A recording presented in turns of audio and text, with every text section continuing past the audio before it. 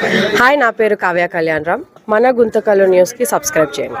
Like, share, subscribe to మన Guntakal news. మన గుంతకల్లు న్యూస్కి స్వాగతం.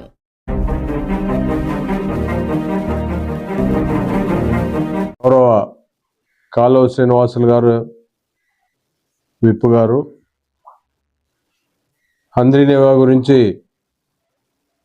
బహిరంగ చర్చకు సిద్ధమా అని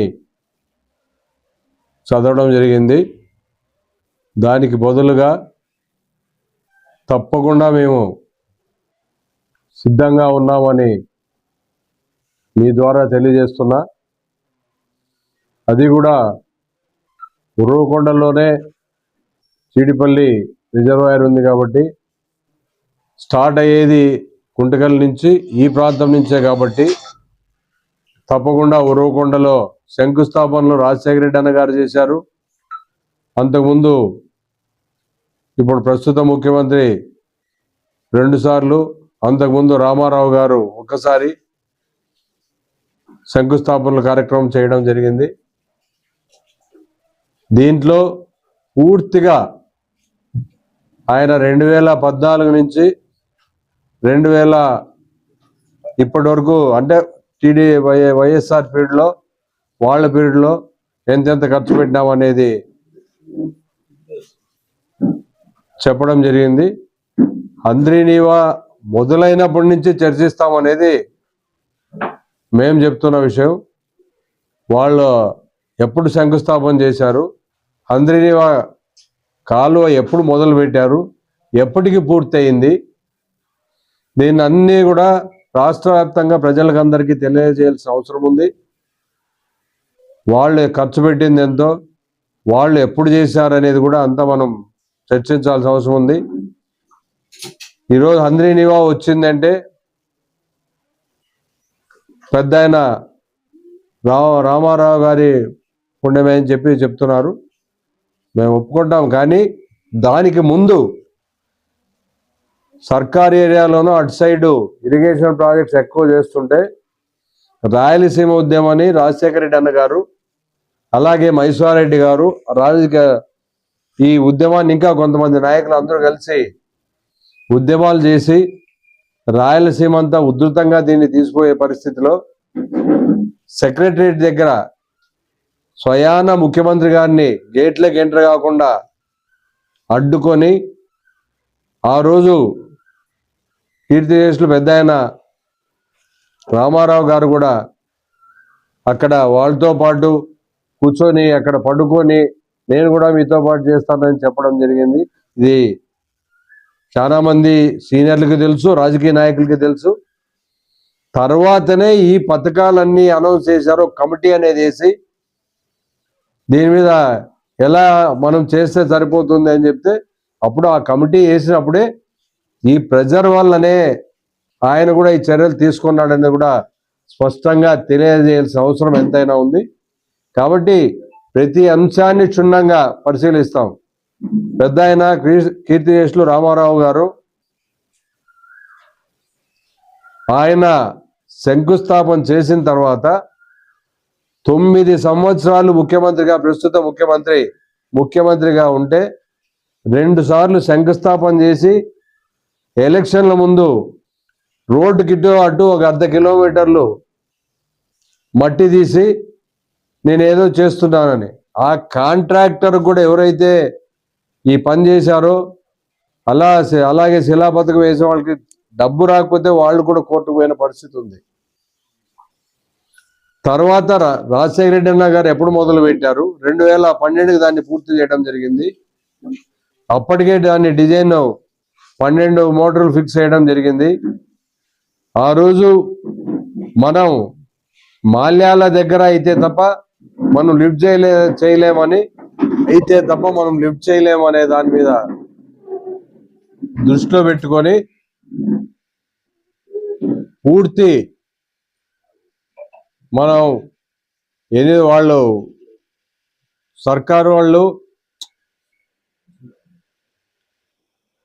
మాల్యాల దగ్గర మనం లిఫ్ట్ చేస్తామనే లోపల ఉమా మహేశ్వరరావు గారి ఆధ్వర్యంలో మన ప్రస్తుత ముఖ్యమంత్రి గారే విజయవాడలో ధర్నా చేయించిన ఘనత కూడా వాళ్ళకు ఉందన్న విషయాన్ని ఇక్కడ గుర్తుంచుకోవాల్సిన అవసరం ఉంది. ఇవన్నీ గౌరవ శాసనసభ్యులు కాలు శ్రీనివాస్ గారికి తెలియదని కాదు, తెలిసి తెలియనట్లు యాక్ట్ చేయడం మంచిది కాదు. మీరు ఎంత పెట్టారు, మీరేం చేశారంటే మొదటి నుంచి దాని చరిత్ర తీసుకుంటే ఏం చేశారనే దాని మీద వాస్తవాలు ప్రజలకు తెలిసిన అవసరం ఉంది. వాళ్ళ ఉద్దేశం హంద్రీ నీవాన్ మేమే చేశామని చెప్తాడు.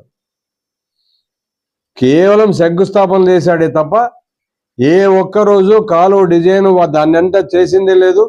రాజశేఖర రెడ్డి అన్న గారు వచ్చిన తర్వాతనే దీన్నంతా మొత్తం డిజైన్ కానీ మిగిలిన ఏ కార్యక్రమాలను చేసి టెండర్లు పిలిచి మళ్ళా కాంగ్రెస్ పోయే లోపల 2012లో దాన్ని పూర్తిగా రఘువీరారెడ్డి గారు అయితేనేమి, అనంత వెంకటరామరెడ్డి గారు అయితేనేమి పాదయాత్ర చేస్తూ అక్కడి నుంచి వాటర్ తీసుకొచ్చి జీడిపల్లి రిజర్వాయర్లో విడిసిన విషయం వాస్తవం కాదా?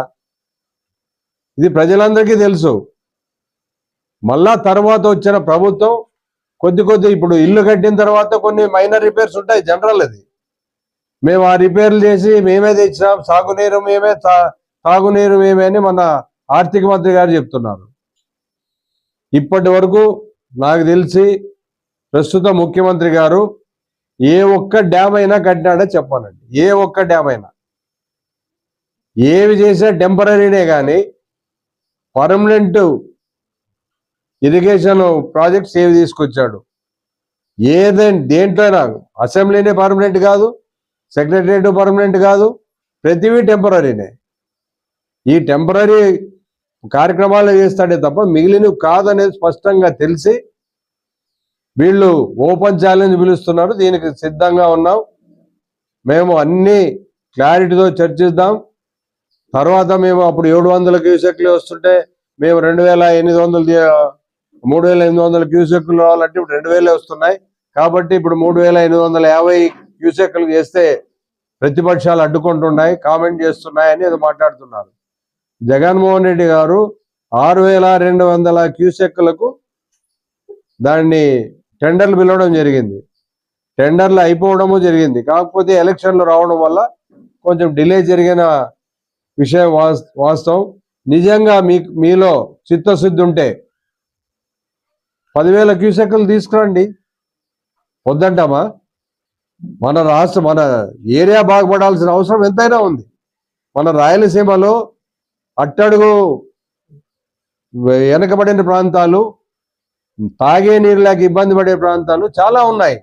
4 జిల్లాలు పుష్కలంగా ఉన్నాయన్న ప్రాంతం ఏది లేదు. రాజశేఖర రెడ్డి అన్న వచ్చిన తర్వాతనే దాన్ని కొద్దో గొప్ప కొన్ని మనకు ఇంప్లిమెంట్ చేయడం జరిగింది. తర్వాత మిగిలిన వచ్చిన వాళ్ళు దానికి కొనసాగింపుగా కొన్ని చేసి ఉండొచ్చు. అంత మాత్రాన మేమే చేశానని చెప్పుకోవడం, 60,000 రూపాయలకి ఎకరా గుర్తిస్తున్నారు. మరి ఇస్తే రైతాంగాన్ని ఒప్పిస్తాం. 60,000 గుర్తిస్తే అంతకంటే భాగ్యమా? కేవలం రాయలసీమ ఇక్కడున్న ప్రాంతం వాళ్ళు నమ్మకపోయినా ఆంధ్రప్రదేశ్లో మిగిలిన ప్రాంతం వాళ్ళు నిజంగా వీళ్ళే తెచ్చినారేమో, వీళ్ళే చేసినారేమో అని భ్రమలు కలిగించడానికి ఈ కార్యక్రమాలను చేస్తున్నారు. ఇది సరైన పద్ధతి కాదు. నిజంగా ఆయనకి ఇవన్నీ చర్చించాలనే ఉద్దేశం ఉంటే తప్పకుండా మేము వస్తాం. ఉరవకొండలో టౌన్లోనే పెట్టుకోవచ్చు. అక్కడి నుంచి కాలు అటు సైడ్ అన్న పోవచ్చు, ఇటు సైడ్ అన్న పోవచ్చు. డేట్ ఆయన్నే చెప్పానండి, టైం ఆయన్నే చెప్పానండి. చెప్పి మరి ఆ రోజు పోలీసులకు ఇన్స్ట్రక్షన్స్ ఇచ్చి మీరు ఎవరు వాళ్ళని హౌస్ అరెస్ట్ చేసేసేయండి, మొన్న తిరుపతిలో కదా జరిగినట్లు జరగకుండా నిజంగా మీకు చిత్తశుద్ధి ఉంటే తప్పకుండా చేస్తాం. మీరు 6,200 క్యూసెక్లను మళ్ళా కుదించి 3,550 క్యూసెక్లకే తీసుకురావడం, టెండర్లు పిలవడం ఏమి, దాన్ని కంటిన్యూ చేయడం ఏమి, మీరు మళ్ళీ అదే 6,200 చేయండి, లేదంటే దానికంటే ఎక్కువ 10,000 క్యూసెక్లు తీసుకురావడానికి ప్రయత్నం చేయండి. ఇప్పుడు జీడిపల్లి రిజర్వాయర్లు ఎక్కడైతే రిజర్వాయర్లు నింపినామో ఇప్పటి వరకు ఆ గ్రామ ప్రజలకు ఈ ప్రభుత్వం కావచ్చు, గత ప్రభుత్వం కావచ్చు, అంతకు ముందున్న కాంగ్రెస్ ప్రభుత్వం కావచ్చు, డబ్బులు ఇప్పటికీ ముట్టలే. పాపం వాళ్ళు ఇప్పటికీ బాధపడుతున్నారు.